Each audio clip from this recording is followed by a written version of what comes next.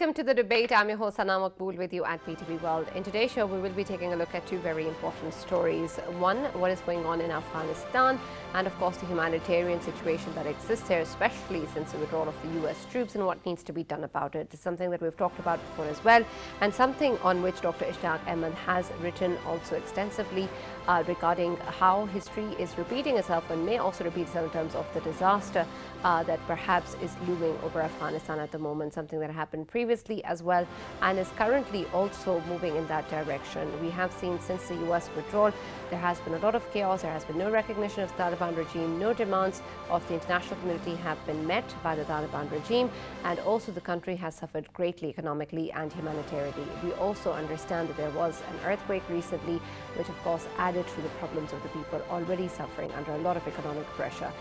There has been talk of a humanitarian aid being given to the people of Afghanistan, but then again, the channels and how exactly is that money going to be transferred without getting it to the hands of the Taliban regime is still under question, and largely still doesn't cover the amount that is required or the scale of help that Afghanistan at the moment needs. So we're going to be taking a look at all of that and try and understand how we can actually prevent Afghanistan from going towards instability once again, since of course it impacts the region, ourselves, and of course the global community as well. So that's going to be our first segment of the show today. Our second segment is going to take a look at what is happening in India. We understand, of course, that there is a lot of discrimination, violence, and hate speech that currently exists under the Modi regime. We've also seen previously that BJP leaders have talked against the religion of Muslims and other minorities. They've also blatantly made blasphemous remarks on television. And we've also seen that a lot of violence exists out in the streets as well. And when we talk about what India calls itself as a secular democracy, we don't really know how to place that with all that is going on at the ground. We also know that now the resignation of the Minorities Affairs Minister, Mukhtar Abbas Naqvi, has brought another leaf to what is going on, and that is, of course, that the BJP government right now has no Muslim MPA after this resignation comes. And again, this doesn't go with the large claim that has been put forward by the BJP. There have been arguments made in terms of how election winnability is a criteria and how previously Muslim candidates have not won elections in different parts of India, and perhaps that's an excuse for the BJP to go forward and other such measures to be taken by them. So we're going to discuss in further detail how exactly is this move going to impact India, whether or not the kind of backlash that has existed since the blasphemous remarks have been made by the BJP leader, has this going to be something that is going to contribute further to that issue, and whether or not there's going to be a place found by the BJP as a token Muslim presence as it had in the past, because right now they are devoid of that as well. For this and more, I've been joined in the studios, as always, by Farrukh Pitafi and Raja Faisal. And I've been joined online today for our first segment by Dr. Ishtaq Ahmed. Thank you very much, Dr. Ishtaq Ahmed, for joining us and being a part of the debate. And of course, we're going to be talking about what you wrote regarding Afghanistan and the kind of issues that currently exist within that country and what needs to be done about it. So I'll start off with you, Dr. Ishtaq. When we look at the current situation, of course, there's so much that is very clear in terms of the kind of crisis that Afghanistan is going into. There is an urgent need of humanitarian aid. There's a lot of crisis that the people of Afghanistan are suffering from. But again, we also know that the international front and in terms of the kind of help that is needed to be given to Afghanistan, there's still a lot of hurdles in the way. One thing that you point out in your article, of course, is that the responsibility mainly lies at the hands of the US, and they need to do something about it.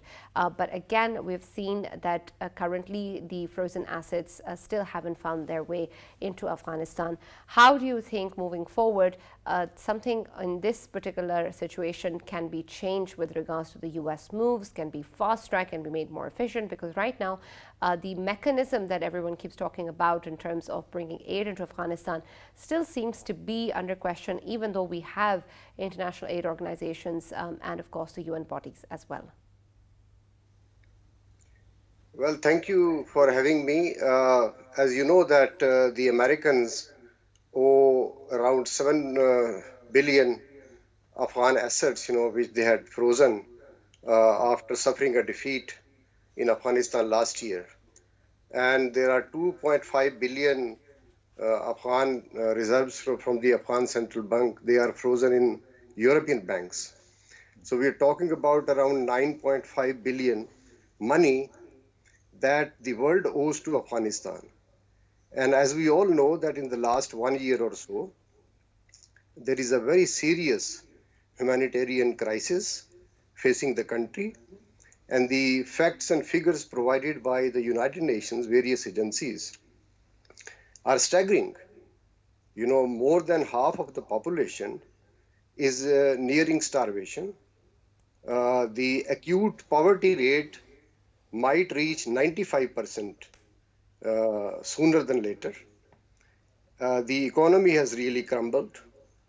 So, the tragedy and the irony is that the Americans spent around $2 trillion in the 20-year war effort.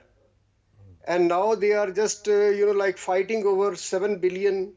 That is also Afghan money, and have provided only merely less than $1 billion in humanitarian assistance. That is also a commitment.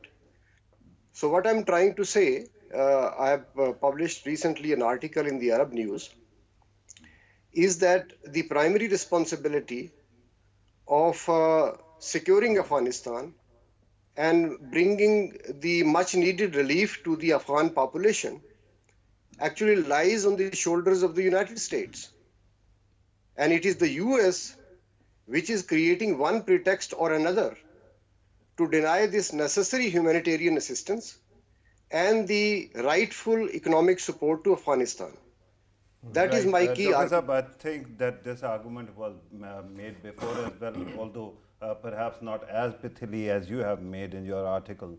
But the question is not only who is responsible. The question is about why is it that those who are responsible are not acting right now?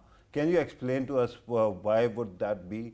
The fact that there is a democratic president and he was amenable to humanitarian causes, and yet we haven't seen any progress regarding Afghanistan.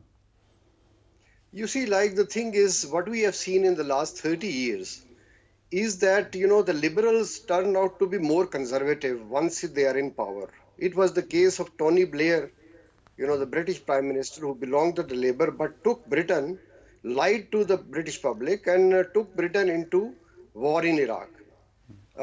We have Biden. The claims are of democracy and liberalism. But actual conduct again is that another Cold War with China and depriving Afghanistan of the necessary humanitarian, forget about the economic, the support or the IMF and the World Bank assistance that were cut off, instantly after the Americans left Afghanistan. What we are talking about, the sheer agony of Afghan people. So these ideological factors, I think they have fizzled out in the last 30 years of the post-Cold War period. Dr. Saab, very quickly, just a point of explanation. Can you explain to us, you said that Biden administration is now actually saying that it wants to contain China. But how does abandoning Afghanistan, which neighbors China, helps in that cause? Well, the thing is that this pivot to Asia is a long-standing American policy which started basically during the Obama administration. Somehow during Trump administration, there was not much focus on it. But Biden has really renewed this containment of China policy, especially after walking out of Afghanistan. Then you know that in the meantime, we have this Ukraine conflict that also somehow comes out of the NATO enlargement process that was steered by America after the fall of the Soviet Union. So these are global, like priorities that America has. Obviously, America can go because it's a great power, but there is a commitment that it has to a region where two great wars have taken place. So the argument I made in this article is that it was a mistake on the part of America to abandon Afghanistan back in the 80s because it then produces Al-Qaeda, and then Al-Qaeda engages in international terrorism, and 9/11 was the outcome. So if you abandon Afghanistan once again, you can visualize a similar situation 10 to 20 years down the lane. Yeah, Dr. Ishtaq, you've rightly pointed out that last time when US abandoned the region, of course, what we saw, we had Al Qaeda as an outcome out of it, and of course, that became a huge disaster for the whole world. And right now, if we see today's Afghanistan, of course, ISIS Khorasan is a new phenomenon that can affect the whole world once again, and we know that Taliban have been constantly fighting against ISIS Khorasan. So shouldn't we be considering the fact that ISIS Khorasan can be considered as a common enemy of Taliban as well as the the West as well, because ISIS is actively conducting terrorist activities in the West as well. So shouldn't we be considering the fact that ISIS Khorasan is there this time around? This mistake shouldn't have been made of abandoning completely the Afghanistan this time around, and they should have continued helping them out. And also what you were earlier saying that this is something that takes Afghanistan down the same road again. Surely the US also realizes what has happened in the past and has a measure of assessment of what happened on ground and what sort of strategies worked and what didn't, and how they need to proceed in the future. How is it that they're overlooking such a big aspect? Yeah. Listen, you see, if you look at the United States foreign policy, there is a serious issue with it, and that has a historical context. You see, the Americans engage themselves in a region, and then they bring all their assets as they perceive that there is a major threat, emanating out of it, and the immediate nature of this threat is the focus. So Afghanistan, 1980s, Soviet communism had to be contained. Afghanistan 2001 beyond, Al-Qaeda-led terrorism had to be contained. So the war was waged first time for a decade, second time for almost 20 years, and then the priority shifts, instantly. So once this priority shifts, now Afghanistan and even Pakistan is not a priority in Washington, D.C. We have to accept this. As far as the earlier point of commonality of threat, well, I say KP is a threat in Afghanistan alone. Daesh was a danger in the Middle East, but look at the American military commitment in the Middle East. They have almost withdrawn their forces from Iraq. Syria, there is a minuscule presence. So in terms of America's military presence, Middle East is no more the theater of war. They shifted their military assets to East Asia, but then this European conflict began, and somehow their current priority is Europe. And once there is a negotiated outcome or any outcome that we can visualize, I think they will focus on East Asia on a much larger threat, which I also believe that they are creating by themselves. It is not a big danger. China is only competing economically with America if there is a competition. There is no military intent here.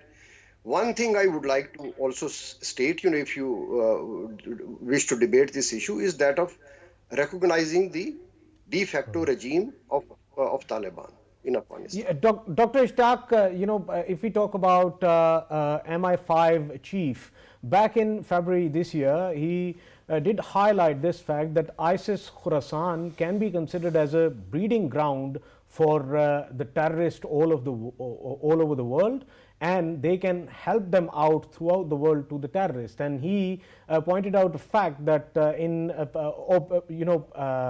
especially after the US withdrawal, ISIS Khorasan have been offering from $280 to $420 to different people who were joining ISIS Khorasan at that time. So in that way, can we consider ISIS Khorasan to be a threat to the whole world?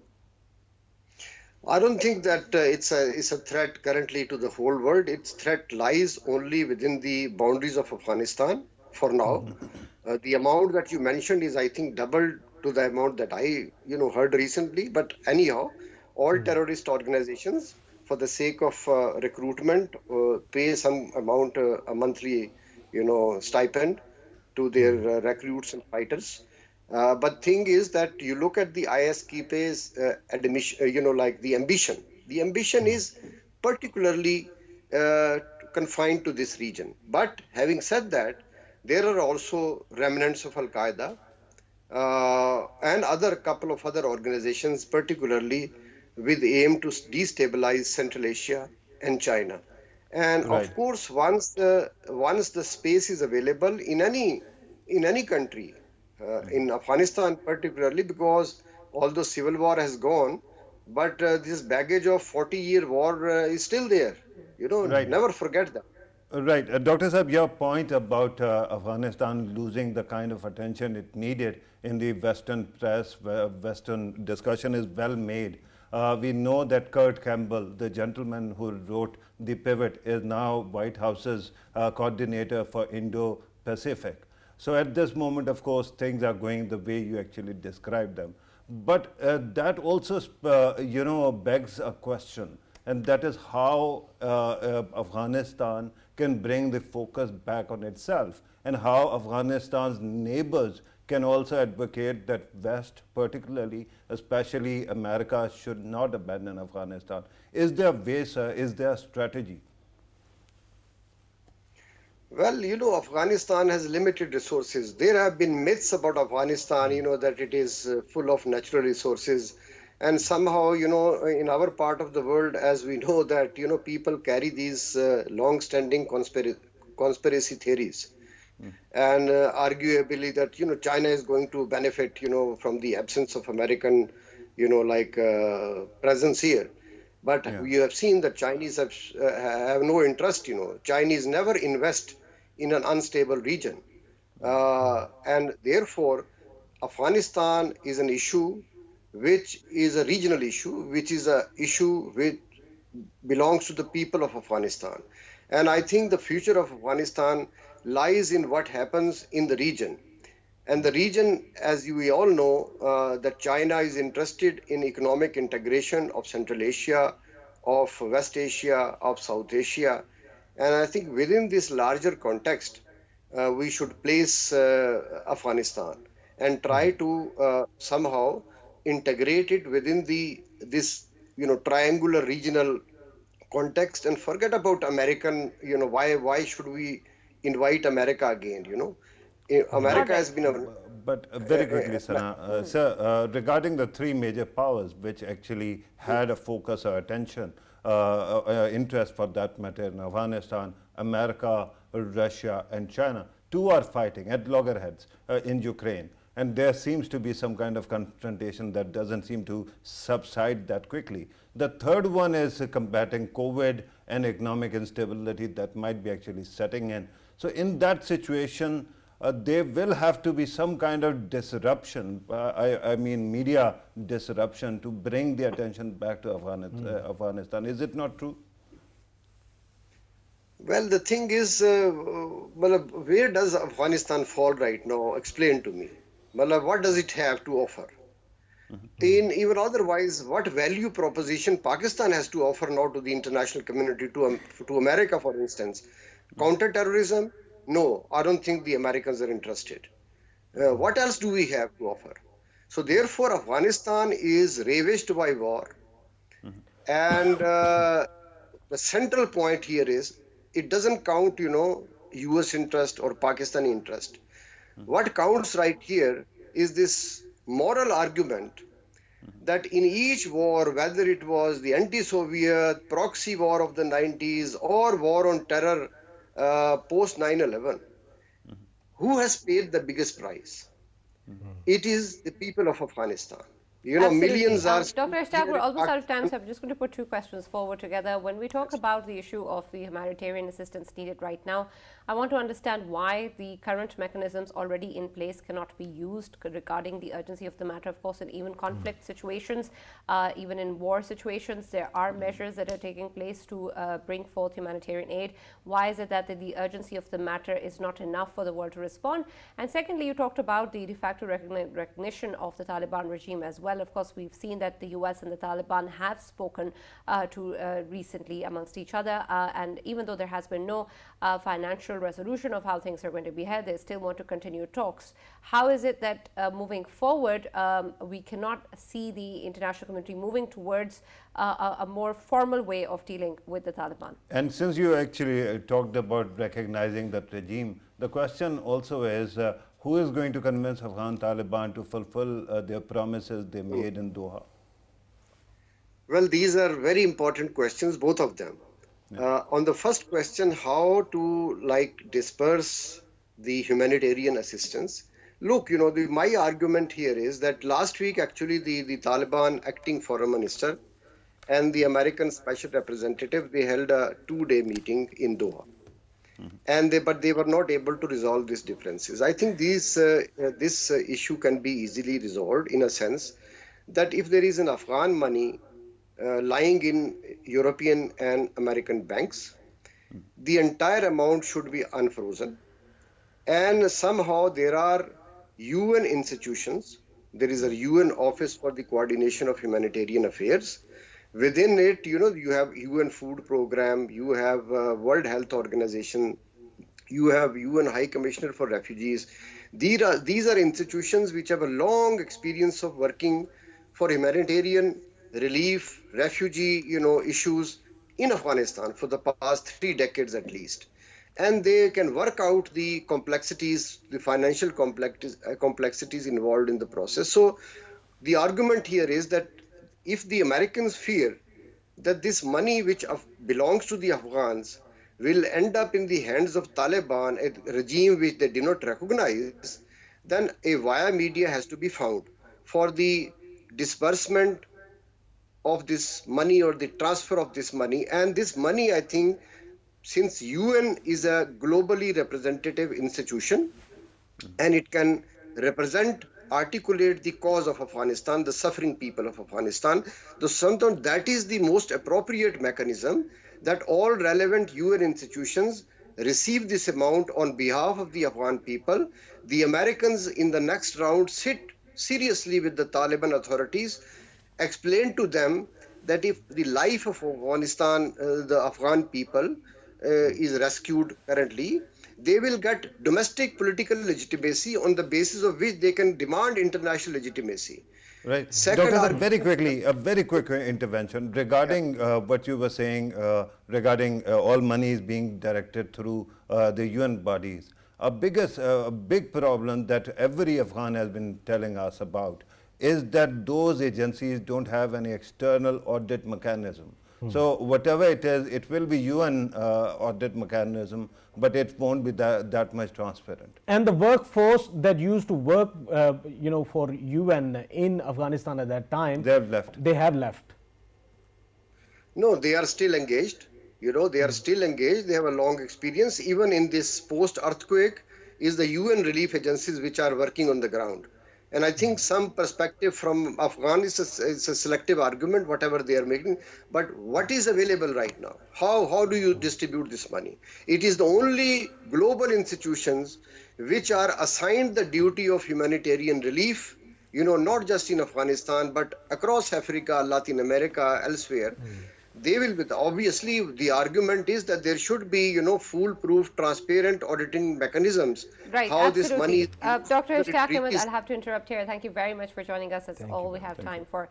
But thank you for being part of the debate and talking to us with regards to the situation in Afghanistan, where we really do hope that history does not repeat itself and the people and their suffering eases soon.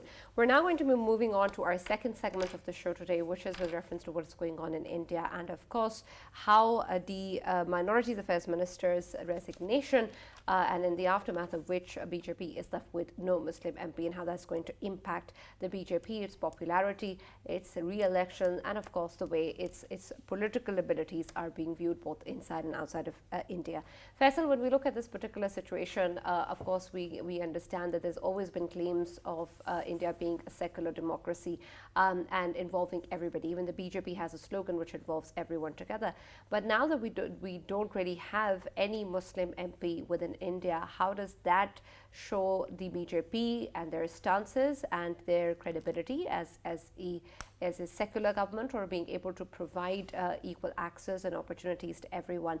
We also know that in the past it was just a token Muslim presence and there was only one MP. So right now, even if we look at the current situation, that it's just devoid of one more, how is it really going to impact? Sana, they only had one MP in the parliament, and obviously he was a minister for minorities, Mukhtar Abbas Naqvi. He's the one who's resigned yesterday, and now they are left with no one. And I think eventually this is what they have been wanting since a long time, and very soon we might see another non-Muslim or anyone from within themselves who has the Ashivat of RSS.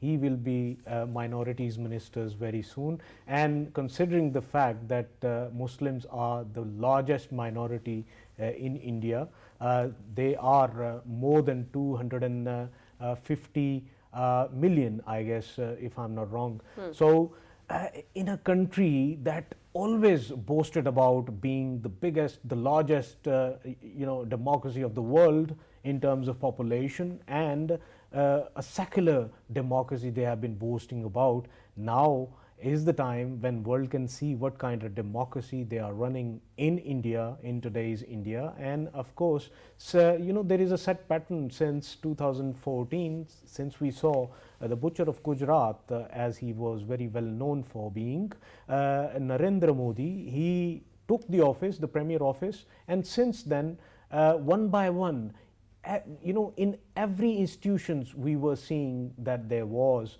special hate for minorities, right, and especially for the Muslims, and that is continuously, we are seeing it, and absolutely. The world needs to see it. Let me also welcome in the debate Brigadier Retired Mr. Harris Nawaz, who's a political analyst, and of course Samit Peer, who's an India journalist. Thank you very much for joining us in the debate. Samit, I'm going to start with you today and talk about the current situation with regards to the BJP and them having no Muslim MP at the moment. Don't you think that this sort of goes against the BJP's slogan of Sabka Saath and Sabka Vikas? Is it for me or Brigadier Sahab? For you, Mr. Samit. Samit is for you. Okay. Thank you very much for having me on your show. Mr. Naqvi was nominated through Rajya Sabha. Rajya Sabha, you go through nomination, you are not elected. Mr. Shahnawaz was there. Incidentally, his tenure is ending today. That is why he resigned yesterday. Mr. Shahnawaz's tenure was ending, so he is a minister in Bihar cabinet. And let me tell you, there are speculations that Mr. Naqvi might be the vice president, or might be a governor, or might be another minister in the cabinet. So all the options are open. And incidentally, one of the 6 national vice presidents of the BJP is AP Abdul Kutti. He is from Kerala. Again, he is a Muslim. There are a lot of people in the minority morcha. There are a lot of spokespersons in the BJP who are Muslim. So there are people in BJP at various levels who are Muslim, and even the national office bearers. So it would be completely wrong to say that it is because of the Muslim he resigned. It's because of the Muslim he was asked to leave. Let's hope and see, and let's wait and watch where does Mr. Naqvi go. He might be elevated from Samit, any elected members, please. You see, the elected members depends on winnability. Elected members depends on the winnability. Now, if you look at AIMMM, which is a 100% Muslim organization, so-called, how many members do they have in the parliament? They don't have even 5 members. So if they don't represent the Muslims, so by that logic, the numbers do not speak like this. Why Oasis have only has less than 5 members in the parliament? By that logic, you should have at least 20, 30, or maybe if you go by the absolute number, you should have 125 members. That is not the case. The winnability is determined your capability to win the elections and win an election. Samit, don't you think it's a bit odd though that you don't find any capable Muslim or any person who will be able to win the elections at BJP who has Islam as his religion? I'll answer that question, ma'am. It's a very very pertinent question you asked. Thank you very much for that. Today, the election is determined by your winnability. What is your capability to win? Now, if you want to give, let's say, reserve a seat for a Muslim, okay, you're a Muslim, you will win. Then you have to reserve for Hindu. Then you have to reserve for Sikh, Isai, Parsi, Jews, everybody. Then in Hindus, you have to go for the caste. So election will become like a ration distribution, not ticket winning. That's point number one. And point number two, if there's a competent Muslim who just feels that BJP is not giving me the ticket, I could have won. You always have an option of contesting as independent candidate. You can still win. Even if you look from J&K, everybody is a Muslim candidate who wins. So it's not that we don't have Muslim MPs. We have a lot of Muslim MPs, but the winnability of a candidate determines his capability to get the ticket. That's where the logic works. Yeah, Brigadier Harris, sir, you must be hearing Samit Peer, and he, mentioned that capability for winning election in today's India, especially BJP parties, obviously slogans, they are, generating the capability for winning the elections. To you, if there is a member of BJP party asking for a ticket to contest an election in one of the constituencies, would he be able to win with the kind of slogans we are hearing from the BJP, sir? And also, what exactly is this winnability that you keep referring to? I want to understand this entire concept also in terms of elections and political matters. Brigadier Harris, first I'll take your opinion on the matter, and adding to Faisal's question, what exactly is winnability in any candidate? What needs to be the criteria for winnability? Maybe you see, the criteria is very simple. The point is, any Muslim minority person in India cannot win these days without the Ashirwad of RSS. And of course the BJP. And that's very simple. If they could have reserved, Muslims are 220 million, 14-15% of the Indian population. It is one of the biggest community. And I would say the second biggest community. So not having any representative of MLA, and then of course if one is resigning, you should have nominated the other one. At least for face saving, you should do it. And you say, though, we don't want any religion, even if our first community is there, people, parties there, and they will look after all the countrymen. That is not the answer. Every minority, every religion has a particular problem. And that problem can be only presented by that religion which they represented. And that, of course, is very, very important. And then, of course, the secular India is gone. That is what was known. India was known for so many years and years. And suddenly that sanctity has gone. Now everybody talks about RRS, Hindutva, their vision, lynching of Muslims, doing all these things. These should be done. We have time has gone past away. We should move forward. There are lot of other things to be done for all the religions. And then India is a big country, and you should have a big heart also. That's what I always say, that at least for the face saving of the world, and for the Muslims, you should have 3, 4, 5 members, Muslim members, and then few presenting and becoming ministers. That if whosoever become vice president is the later part. But at least you should have some face saving. So that means that now India is not concerned about minorities, religions, whether they are Sikh, Christians, Muslims, even low cost Hindus. So that is the problem which we always talk about it. It's not good. It leaves a very bad impression. And then, of course, when the elections come, you always talk about Pakistan. Pakistan is doing this. We will play this and that for Pakistan. When we have election, we never talk about India. We never talk about Hindus. We never talk about it happening. It is your religion, and that your country, whatever whom you want to bring in a political party, you're most welcome. But we don't talk all these things. I think what I suggest that here we should accept it, that now India is only for Hindu. India is a Hindu state, and that is what no minority has any place, and that is the declared policy of RRS and BJP.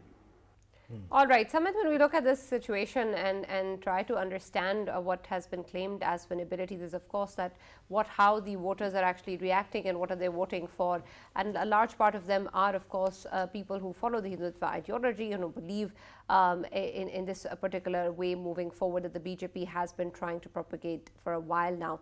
If that's the case, don't you think that the responsibility also lies on the shoulders of the BJP and the government at the moment to try and inculcate a spirit that is equal for all, because that's the claim that you're making. So shouldn't your voters also be making decisions based on those particular claims that the party is talking about? Well, Sanaji, another interesting question. Let me put some facts into perspective. There are around 50 to 70 districts out of 700 odd we have, which are Muslim dominated, maybe somewhere around 70, 75. When an election happens, there are Muslim candidates which are from other parties, from non-BJP, parties are there, and there are some independents also. So there's an equal and a fair chance for anybody to win the election. So how does the BJP impact the election in the Muslim-dominated district? That's point number one. When you talk of the MLAs, there are a lot of MLAs who are Muslim, even in the lot of state assemblies today, even in the all the state assemblies across, even in BJP-ruled states. That's point number two. The point number three is that when you are nominated from the Rajya Sabha, you are nominated as per your caliber. And let me make one important point. So one important point here is that if you look at the BJP's parliamentary board, there are around 6 people, including the Prime Minister, Home Minister, and the top notch of the BJP. Mr. Shahnawaz Hussain is a member of the BJP's parliamentary board. So anybody who is given a ticket across the India is determined by the BJP's parliamentary board. And out of one of the 6 or 7 members, one is Mr. Shahnawaz Hussain, and he has been there for years. So there's a rule: one person from the minority community or the Muslim community has to be a member. So he has equal say in giving the tickets. So it is not Muslims are not there. It is not Muslims are not given a chance. Mr. Shahnawaz Hussain is on the BJP's electoral parliamentary board for years now. So it is a fair opinion. Winnability determines the candidate, because that is how the elections are fought. If you are a competent candidate and Samit, sorry to cut you, but your answers, reminds me of another, statement coming from an American friend that you consider me a racist. I'm not. I have a black friend. With due respect, a country of 1.3 billion, out of that you are telling me how many people you can count on your fingers. You see, I'm telling you now, I go by your logic, right? Kindly explain me how. Now, Mr. Uwaisi is AIMMM. You know what does AIMMM means? It's a Muslim Majlis and whatever. Let's not get into that. Why does he have 5 MPs? Why doesn't he have 125? If the logic is... You're complaining that a minor party gets fewer seats and a major party doesn't give any seat to Muslims? Is it the comparison or criterion that we are using now? It's a fair election. Now, okay, let me take for a moment, BJP doesn't give the ticket. Congress gives tickets, CPI, all other parties give tickets as per your opinion. And the argument, why the candidates do not win there? That is another logic. And I'm talking of a Muslim-dominated district, and around 75 of them in the whole country. At least 75 to 100 MPs by absolute mathematics should be there. You win on agenda, you win on promises, you bring on good governance. You do not win exactly on the religion. So, if then how will a one Muslim... It's not a religion. And by the way, you're telling me, sorry, Samit, that all these events that keep on happening, Babri Mosque and Gujarat, and all these are not enough to drive fear in the hearts of Muslim minorities, and therefore they might either not come out to vote, or they might actually vote for this major party, which is not going to give them the kind of votes or seats they deserve. And would you disagree when I say that BJP is a majoritarian party? It believes in majoritarian. It is. First of all, let me answer. Thanks for asking this question. First of all, when you talk of the Gujarat rights, Sessions Court, High Court, SIT and Supreme Court has given a clean sheet to the Prime Minister of India, and it took 20 years in the court of law. That's point number one. Point number two, what about the other parties which are giving tickets to the Muslims? As per your argument, then why they are not winning there? If the community is with them, if the community is only going to vote on, like, you are a Muslim candidate, I'm only going to vote for you, and I'm only going to make you win because you're a Muslim candidate, by that logic, they should win from other parties' tickets. And point number three, why they winning hang on. Your answer is that Muslims don't vote for Muslims. Is it not argument that you're giving? But can you also can you say or not that Muslims still have votes and they are a substantial part of population? So by that token, any party that wants to appeal to India as a whole would give a substantial number to Muslims as well, any kind of seats or any kind of representation. Why is it that after BJP has risen to power, all Muslims have gradually been worked out of the system? Let me answer that. First of all, Muslims do not vote for a Muslim because he's a Muslim. They also vote on development, they have agendas. There are Muslims who vote for SP, PSP, Congress, they vote for other regional parties. I see. So none of the Muslims knows how to govern. No, let me answer. So that is point number one. So they vote as per the agenda what the party offers, and they're free to vote. Now, if BJP doesn't give the tickets, what about other parties? Let's say if a Congress has given a ticket, if Muslims were only voting for Because the you're a Muslims, trendsetter, because the Congress is accused of betraying the interest of the majority, because repeatedly they keep on saying that they have craven, they are craven and they give in to the blackmail of the minorities. okay, let me answer you. So, first of all, mathematics does not work on trends of perception. It's the absolute science, the most accurate science. Why You doesn't watch your Mr. own channels, do you? These are the arguments made on your television channels every day. Yeah. All right, let me also go to Brigadier Harris and speak to him with regards to what is going on. I'll come back to you, Sumit. Brigadier Harris, when we look at the situation currently and what Sumit has been talking about, then it's hard to understand how exactly we can have a conversation where we can reach a comprehension of what really is going on ground and how the BJP actually works and how Muslims are marginalized. There can be reasons, excuses, justifications given for each and every action that is going on at the moment. Is it not a responsibility of the government to represent its minorities in the cabinet and in other parts of the government to make sure that they are safe and secure? That is what I am saying exactly. You see, the point is, it's very difficult that if BJP doesn't want, no Muslim can be winning the elections. But it is your prime responsibility as a major political party and, of course, the government of India to give equal representation to most, and one of the biggest minority Muslims in the Rajya Sabha, Lok Sabha, and then they become ministers also, and they represent their own religion. And then they had a lot of problems these days, like the Babri Mosque issue is there, Gujarat issue is there, then of course Pathankot, Uri, a lot of Muslim problems are there. Who is their spokesperson? It's not that BJP they are going to talk about them. It is the Muslim community leader who is either MLA or he's a minister. He has an access to the government of India, and he can put across the logical points that these are the problems you're facing it, and something has to be done it. If a cow is being carried by a Muslim, he is killed. India is the biggest exporter of beef in the world. So these are things we must know, and we must have a tolerant society. India is becoming an intolerant society. They can't tolerate these things. The point is, this ideology is day by day getting strength, and BJP has to do something extra to show that they have replaced for each and every religion in their party, in their government, and they can equally represent their point of view whenever there is a need, and when there is any community finding difficulty, at least their standard is available, and they can talk it out and find some solution. But this is not the way you say that only winnable person will come or the genuine person will come in. There are a lot of genuine person Muslims in India, like is all over the world.